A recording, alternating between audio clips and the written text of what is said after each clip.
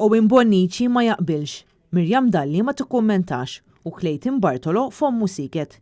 Hija din il-qasma evidenti li hemm bħalissa fih dan il-kabinet ta' Roberta Bela, qasma illi ġaba huwa stess meta mbotta il-liġi li se ddaħħal l-abort f'pajjiżna. Il-Ministru Owen Bonnici meta mistoqsi minn Net News għamilha ċara li ma jaqbilx mal-abort. Taqbel mal-abort? Le. Le. Ma naqbilx mal-abort. Il-Ministru Mirjam Dalli għażlet li ma tikkummentax u ħarbet din id-domanda b'dan il-mod. Taqbel mal-abort? Aħna għandna mandat ċar fil-manifest elettorali u Le, mexxin mhux minnu. mandat. Le, Andrew, qed inkun ċara issa għax bir-rispett kollu jekk ħanoqogħdu nħaltu daw l-affarijiet u meta tsaqsini daw dal-mistoqsijiet nibda inkwiet għax nibda ngħid ħanoqogħdu nħaltu. Orrej dik l-emenda li qiegħda tiġi diskussa. Le, mal-abort li assolutament m'għandux jaqsam xejn ma' din id-diskussjoni. U jiena assolutament mhux ser nidħol f'dik id-diskussjoni. Filwaqt li Clayton Bartolo stqar li l-opinjoni tiegħu hija relevanti. Inti l-abort taqbel miegħu jew le?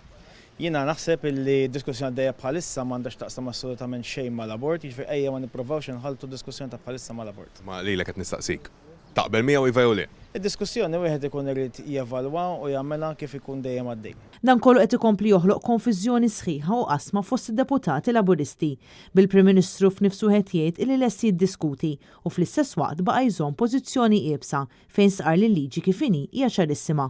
U għalkemm Owen Bonnici għalinna li huwa kontra l-abort, xorta waħda baqa' jiddefendi l-emenda fil-liġi li qed irressa il-Gvern tiegħu stess u li se ddaħħal l-abort f'pajjiżna bil-Ministru ma jagħmel ebda referenza għat-tarbija fil-ġuf. Din hija emenda neċessarja li jiena naqbel magħha għax tipproteġi mhux biss il-professjonist imma tagħti vuċi lill-omm fl-iktar mument li hija vulnerabbli. Ma' Net News il-Ministru Bonnici kontradixa dak li qal aktar kmieni il-President tal-MAM Martin Balzan. Fix-xogħol tat-tobba tista' tħolqilna problemi li llum m'għandniex li kważi biha bit-tieni waħda. Ajar ma jkollna xejn liġi milli liġi li tiftaqlonna iżjed problemi li kważi llum m'għandniex.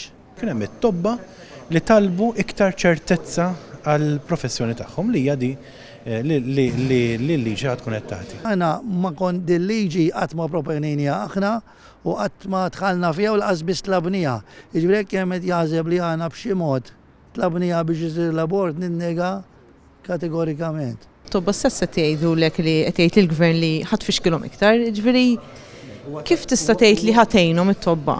Huwa tabib wieħed jew inkella grupp ta' Il-mam qed ngħidlek da ġifieri hija union popolari ħafna f'pajjiż. ma semmejt li Dr. Balzan, hemm tobba oħrajn li mhux qed jaqblu ma' Dr. Balzan. Mistoqsi jekk il-Gvern ikkonsultax mat-tobba dwar din l-emenda, Bonnici farfar fuq il-Ministru tas-Saħħa Chris Fern. Il-mam dal-għodu qalu li ma konsultajtux magħhom, ġifieri il-Gvern ma konsultax magħhom fuq dawn l-emendi. Jiena minix il-Ministru, apprezza li mhix il-Ministru nkarigat. Nhar il-ħadd li għadda eluf ta' persuni inġabru għal protesta li saret fil-Belt Valletta kontra l-abort u favur il-ħajja, fejn bosta professjonisti akademiċi u tobba qed isostnu li din l-emenda li qed iressa il-Gvern se twittitri biex jidħol abort f'pajjiżna.